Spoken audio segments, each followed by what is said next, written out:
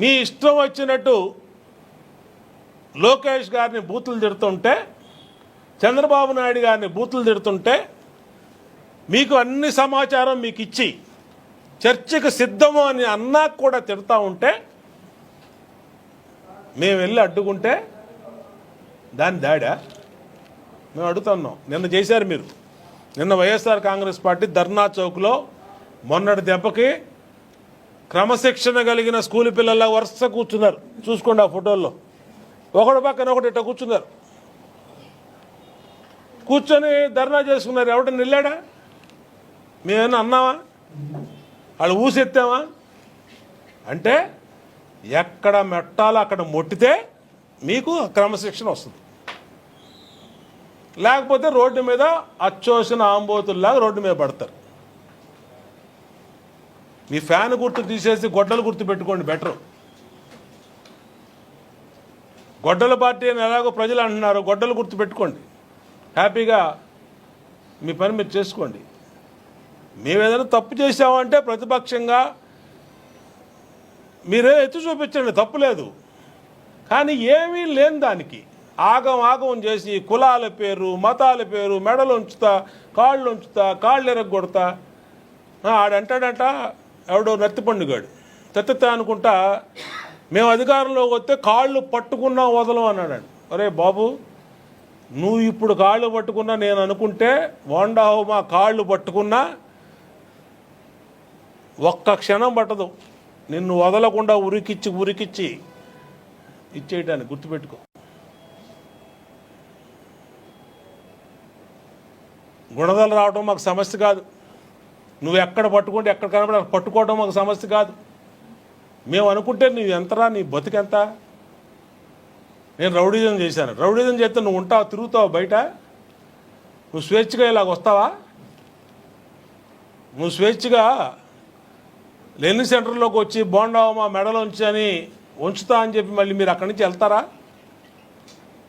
కాబట్టి బోండావమా ఎప్పుడు పద్ధతిగా ఉన్నాడు. మీరే అనవసరంగా కెలికి వాసన చూసుకుంటున్నారు. నేనేదో నా పని నేను చేసుకుంటూ ఇవాళ నా నియోజకవర్గం టాప్ 175 నియోజకవర్గాలు టాప్ 10లో 8th ప్లేస్లో ఉంది నా నియోజకవర్గం. ప్రజల సమస్యలు పరిష్కరించడంలో కానీ, వచ్చిన గ్రీవెన్స్ని పరిష్కరించడంలో కానీ, డెవలప్మెంట్లో కానీ, ఏ వీధికైనా వెళ్ళండి. ఎవరైనా ఏ మీడియాని సర్వే చేయండి, వైసీపీని సర్వే చేయమను, సాక్షిని సర్వే చేయమను, ఎవరైనా సర్వే చేయమను. నేను ఎవరు అవసరంలా, మా పార్టీ వాళ్ళు కూడా వదలు. మీరు ఎవరినంటే చెప్తారు. ప్రజలకు అందుబాటులో ఉంటున్నాం. పొద్దున్న సాయంత్రం రోజు 24 నెలలు అయిన అధికారంలోకి వచ్చి డోర్ టు డోర్ తిరగమంటే కాళ్ళు అరిగిపోయేలో తిరుగుతున్నాం. డోర్ టు డోర్ ఒక్క చోట ఎక్కడికి వెళ్ళినా బ్రహ్మరథం పడుతున్నారు ఆరతలు ఇచ్చి. అలాంటిది మా ప్రభుత్వం మీద వీళ్ళు మాట్లాడతారు. నారా లోకేష్ మీద మాట్లాడతారు, చంద్రబాబు నాయుడు గారిని తిడతారు. ఏంటి పద్ధతి? కాబట్టి ఇవాళ మళ్ళీ మీడియా సమావేశం పెట్టాం. ఈ మీడియా సమావేశం సాక్షిగా నేను చెప్తున్నా, మీరు హద్దు మీరవాకండి, పరిధిలో ఉండండి. మీకు రాజ్యాంగం చట్టం కల్పించినటువంటి మీ నిరసనలు, మీ మాటలు చట్టబద్ధంగా చేసుకోండి. మీరు మొన్న గొడవైంది, రోడ్డు మీద పెడితే నిన్న మీరు ధర్నా చౌకులు చేసుకున్నారు. ఎవరు అనలేదు కదా మిమ్మల్ని. మేము 5 సంవత్సరాల పాటు ప్రతిపక్షంలో ఉన్నాం. మొన్నటిదాకా 19-24 మధ్య మేము ధర్నా చౌకులు చేసుకున్నాం. అసలు విజయవాడ పోలీసు కూడా ఆలోచన చేయాలి. అసలు విజయవాడ పోలీసు ధర్నా చౌక్ అని పెట్టి మీరు నియోజకవర్గాల్లో మళ్ళీ ఎందుకు అనుమతిస్తున్నారు? పోలీసులు కూడా ఆలోచన చేయాలి. ఇలాంటి రెచ్చగొట్టే మాటలు మాట్లాడుతూ ఉంటే మీరు పశ్చిమ నియోజకవర్గం పని చేయండి. పశ్చిమ నియోజకవర్గంలో ధర్నా చౌక్ పెట్టండి. తూర్పు నియోజకవర్గంలో కూడా ధర్నా చౌక్ పెట్టండి. నిన్నాడు పేరు నానిగాడు మాట్లాడుతుంది అది ఇది అని చెప్పి. అరే, పేదల బియ్యంతో కొట్టేసిన కేసులో, వేరోసులో కొట్టేసిన కేసులో బయటపడితే 50 కోట్లు నువ్వు గవర్నమెంట్కి రిటర్న్ కట్టి పెళ్ళాన్ని తీసుకొని పారిపోయి మా పార్టీలో ఒక పెద్ద నాయకుడి దగ్గరికి వచ్చి, మావయ్య తప్పు అయిపోయింది, నన్ను రక్షించు మావయ్య, ఇదిగో మీ కోడల్ని జైల్లో పెడుతున్నారు మావయ్య అంటే ఆయన ఏదో కొంచెం ఉదాసీనంగా వదిలేస్తే మీడియాలో కూడా వచ్చింది. వాళ్ళ ఇంట్లో దాక్కొని మీ బతుకు, పేదవాళ్ళ బియ్యాన్ని కొట్టేసినాడు పేరు నానిగాడు, వాడు కూడా మాట్లాడతాడు. వాడు అసలు వాడు ఏంటి, వాడి బతుకేంటి, వాడు సవాల్ చేస్తాడు. ఇవన్నీ కూడా తప్పు. ఇది మీరు ఒక్కసారి చూసుకోండి. నువ్వు ఎందుకు డబ్బులు కట్టావు, నువ్వు గవర్నమెంట్కి? నువ్వు పేదల బియ్యం, రేషన్ బియ్యం ఎందుకు అమ్ముకున్నావు? అమ్ముకుంది ఎందుకు బయటపడింది? మీ పెళ్ళాన్ని తీసుకొని ఎందుకు దాచేసావు? మేము మాట్లాడలేమా? మాకు తెలీదా? నోటుకొచ్చినట్టు మాట్లాడతావా? అక్కడికి వెళ్ళు, తూర్పు నియోజకవర్గానికి వెళ్ళు, గుణదలు వెళ్ళు, నాకు సలహాలు ఇస్తావా? రే నాని, ఇక్కడ కాదు, గుణదల కాదు, పోలబావిది కాదు, నీ ఇంటికి కూడా వస్తా. పిచ్చి పిచ్చి మాటలు మాట్లాడితే బందరు కూడా వస్తా. కాబట్టి అనవసరంగా రెచ్చగొట్టే మాటలు మాడవాకండి. మాటలు అందరికీ వచ్చు. ఇక్కడ ఎవడో పిచ్చోళ్ళు కాదు. నీ బతుకేంటో తెలుసు, నువ్వేంటో తెలుసు, బియ్యం కేసులో ఎలా పారిపోయావో తెలుసు, మా పార్టీ నాయకుల కాళ్ళు ఎలా పట్టుకున్నావో తెలుసు. కాబట్టి అనవసరమైనటువంటి విషయాలు వద్దు. మేము ప్రజాస్వామ్యబద్ధంగా మిమ్మల్ని, మీరు చేసుకునే నిరసనల్ని, మీరు మాట్లాడితే మాటల్ని మామూలుగా మాట్లాడితే మేము ఎవ్వరూ మీ జోలికి రాం. మీరు ఇట్లా పిచ్చి పిచ్చిగా మాట్లాడితే మాత్రం ఎక్కడైనా, ఈసారి ఇప్పుడు సెంట్రల్ నియోజకవర్గం వరకే మొన్న చెప్పా, ఈసారి ఎక్కడికైనా వస్తాం, ఎక్కడైనా సరే అడ్డుకుంటాం, మిమ్మల్ని గుర్తుపెట్టుకోండి. హెచ్చరిస్తా ఉన్నా, దయచేసి ఈజీగా తీసుకోవద్దని కూడా కోరుతా ఉన్నా. నేను అదే ఇప్పుడు దాకా చెప్పింది. నేను నిన్న ధర్నా చౌక్లో చేసుకున్నారు. ఎవరైనా వెళ్ళారా ఆ జోలికి?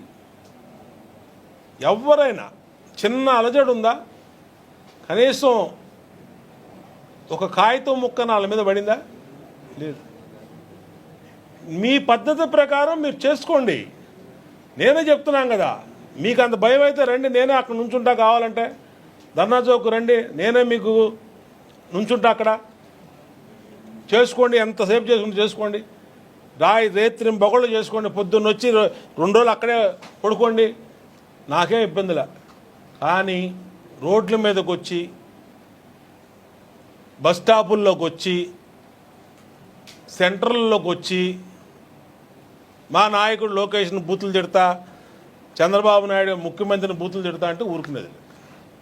మేము రౌడీజం నువ్వు చేసింది ఏంటి, మీరు చేసింది ఏంటి? రౌడీజం అంటే మీరు చేసింది. పట్టాభిళ్ళు పగలు కొట్టారు, అది రౌడీ. చిన్న పిల్ల పట్టాభి కూతురు ఇవాళ కూడా కోలుకోలా, భయపడిపోయింది. ఆ రోజు నేను వెళ్ళా, ఫస్ట్ నేనే వెళ్ళింది ఇంటికి. భయపడిపోయింది ఆ పాప. ఇదే నెత్తిపోకొడిగాడు చేశాడు ఆ పని.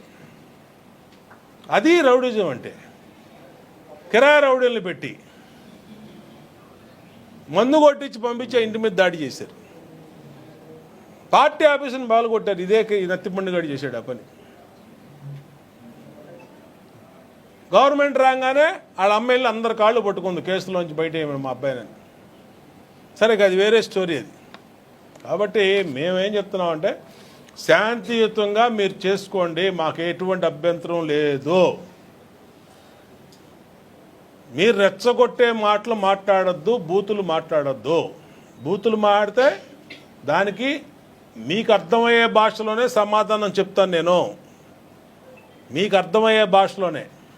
అందుకనే ఇంత గట్టిగా సమాధానం చెప్పింది. పేరు నానిగాడికి చెప్పా, దేవినేని అవినాష్ గాడికి చెప్పా, ఈ పొట్టినాయలు వెల్లంపల్లి గాడికి చెప్పా, మళ్ళా అది విష్ణువుకి చెప్పా. వీళ్ళందరికీ చెప్తాను కారణం అదే. నాకు టిక్కెట్ రాదంట. అరే బాబు అల్లాది విష్ణు, నీకు టిక్కెట్ లేకుండా ఒక సిట్టింగ్ ఎమ్మెల్యే పీకేసాడరు నీకు. సిట్టింగ్ ఎమ్మెల్యే ఎల్లంపల్లి గాడికి పీకిశారు అక్కడ వెస్ట్ కాన్స్టిట్యున్సీ సిట్టింగ్ మంత్రాడు కాళ్ళు ఏళ్ళపడి సెంట్రల్ నియోజకవర్గం వచ్చాడు ఒక్క తందన్నారు ఇక్కడ. ఆడు జీవితంలో కార్పొరేటర్ కూడా గెలవనోడు, ఆడు 3 సార్లు ఓడిపోయాడు, 4 సార్లు ఓడిపోయాడు ఎల్లంపల్లి వీడు దేవినేని అవినాష్ గారు. వీళ్ళు బోండావ మాకు టికెట్ రాదు మా పార్టీలు 3 సార్ల నుంచి ఇదే చెప్తున్నారు. వీళ్ళు 2014లో అదే చెప్పారు. చిత్తుగా ఓడిచ్చి ఆ రోజు 27,500 మెజార్టీతో. 2019లో టికెట్ రాదన్నారు. ఆడెవడికి వస్తుంది ఈడెవడికి వస్తుంది అని చెప్పి బయలుదేరారు సంచులు వేసుకొని. ఆడు లేడు ఈడు లేడు. మళ్ళీ బోండామాకు వచ్చింది. ఆ రోజు 97 ఓట్లతో గెలిస్తే మార్చి 25 ఓట్లతో ఓడిపోయామని చూపించారు. అయినా పర్లా ప్రజల్లో ఉన్నాం. మేమే వెళ్ళి ఇళ్లలో పడుకోవాలా ఓడిపోయామని. 2024లో జోకర్ గాడిని పంపించారు నా మీదకి పశ్చిమ నియోజకవర్గం. ఈ జోకర్ గాడు బుడుగు అంటూ వచ్చాడు. ఎగురుకుంటా వచ్చి పాంచర్ నేను అది ఇది డామ్ డూమ్ డిష్ అన్నాడు. ఏమైపోయాడు? మీరే మీడియానే సాక్షి. ఈ టీవీ 9లో తెగ బ్రేకింగ్లు వేశారు ఆడి మీద. అసలు మామూలు కాదు. చుక్కలు, సూర్యుడు, చంద్రుడు, భూమి బద్దలైపోయింది అన్నారు. ఏం బద్దలైపోయింది? ఎక్కడ బద్దలైంది? ఇవాళ సంవత్సరం బాట తిరిగారు మా వాళ్ళు. అరిగిపోయినాయి కాళ్ళు మా వాళ్ళకి. ఆడెక్కడ దొరుకుతాడా అని. చూపించరా బాబు చుక్కలు, చూపించరా బాబు సూర్యుడిని చంద్రుడిని అని చెప్పి గాడు. అంబటి రాంబాబు కూడా జీన్స్ ప్యాంటు మేఘనా అని ఏంటది? వాటి గురించి కూడా మనం మాట్లాడేది. ఆడి సన్నాసుడు. నేను కూర్చుంటే నా పక్కన కూర్చొని నేను మన ఓపెన్గా ఒక ప్రోగ్రాంకి వెళ్తే ఆడొచ్చి నా పక్కన కూర్చొని నన్ను కావాలించుకొని ఆడ ఎలెక్ట్ అవ్వడం కోసం నన్ను ఏదో చేద్దాం అనుకుంటే నన్ను ఎవరు ఏం చేయలేరు. నేను ఉన్నదన్నట్టు సీక్రెట్గా ఇలాగా రూమ్లో మాట్లాడలా, ముసుగేసుకొని మాట్లాడలా, ఓపెన్గా మాట్లాడా. అది ఆడి పొందండి ఎన్ని సొల్లు నా కొడుకాడు. అది ఎందుకు నా పార్టీలో నా నాయకుడు దృష్టిలో నేను పడుతుంటే ఎప్పుడూ ఉంటా. 24 గంటలు 24/7 365 days ఉంటా నేను.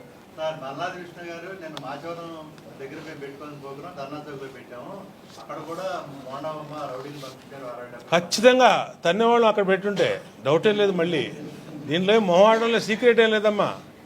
నేను చెప్తున్నా, నువ్వు ధర్నా చౌక్ కాకుండా సెంట్రల్ నియోజకవర్గంలో ఎక్కడైనా పెడితే మాత్రం నీకు తప్పదు. మొహమాటే ఉంది దీంట్లో. మళ్ళీ ఆడు చెప్పాల్సిన నేనే చెప్తున్నా. మరి రమ్మను, లేదా వెళ్దాం పదా. పోనీ అడుగు ఫోన్ చేసి కనుక్కో. ఇప్పుడు రెడీగా ఉన్నాడంటే బోండామ్మ గారు వస్తాడంట, రమ్మన్నాడు. అడుగు, నువ్వే అడుగు ఫోన్ చేసి. రమ్మంటే ఇప్పుడు వెళ్దాం. పోనీ తీసేమను. సీఎం చంద్రబాబును కలిసిన తర్వాత మీలో ఒక ఫైర్ మొదలైంది. ఏంటంటే సీఎం గారు ఇచ్చిన మీతో మాట్లాడి నేను అవన్నీ కాదమ్మా. నేను 100 మాట్లాడతా, 45 నిమిషాలు మాట్లాడా. 100 విషయాలు ఉంటాయి. అవన్నీ ఆఫ్ ది రికార్డు. పార్టీలో ఇంటర్నల్గా మా కుటుంబ పెద్దగా ఆయనతో మాట్లాడనని మీకు చెప్పాల్సిన అవసరం లేదు. నేనేం చెప్తున్నానంటే విజయవాడ ఎలక్షన్ గురించి మాట్లాడా. విజయవాడలో కార్పొరేషన్ ఎలక్షన్ త్వరగా జరపమని చెప్పా. మా ఇంటి పట్టాలు, విజయవాడలో పేదలు ఇంటి పట్టాల గురించి మాట్లాడా. నియోజకవర్గ సమస్యల గురించి మాట్లాడా. నియోజకవర్గంలో నిధుల గురించి మాట్లాడా. ఇన్ని కాగితాలు తీసుకెళ్ళా. అన్ని కాగితాలు ఆయనకి ఇచ్చాం. ఇవాళ అది కలెక్టర్ ఆఫీస్కి వచ్చినాయి. వెళ్ళి కలెక్టర్ గారిని అడుగు, నేనేం మాట్లాడానో ఏమి ఇచ్చానో లెటర్లు చెప్తారైనా. కలెక్టర్ గారు చెప్తాడు. నిన్న కమిషనర్ మొత్తం విజయవాడ నా కాన్స్టిట్యున్సీ మొత్తం తిరిగాడు.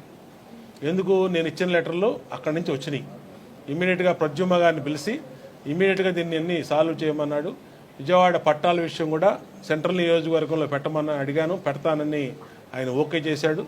ఆయన ఇక్కడ మాకినేని బసవపున్న స్టేడియంకి వస్తున్నాడు. ఆయన రేపు ఆగస్టు 15 లోకేష్ గారిని కూడా అడిగా. లోకేష్ గారిని ప్రోగ్రాం కూడా ఆగస్టు 15 జెండా ఎత్తే ప్రోగ్రాం కూడా మాకినేని బసవపున్న స్టేడియంలో ఇచ్చారు. 15వ తారీఖు ఆయన వస్తున్నాడు, ఇక్కడికి విజయవాడ వస్తున్నాడు. ఇవన్నీ జరుగుతాయి మా పార్టీలో. మా అధినేతల్ని నేను కలుస్తాం, చెప్తాం, మాట్లాడతాం. ఇవన్నీ అది చెప్పా ఇది చెప్పా అంటే ఇవన్నీ ఊనే గాలి మాటలకు మనం సమాధానం చెప్పాల్సిన అవసరం లేదు.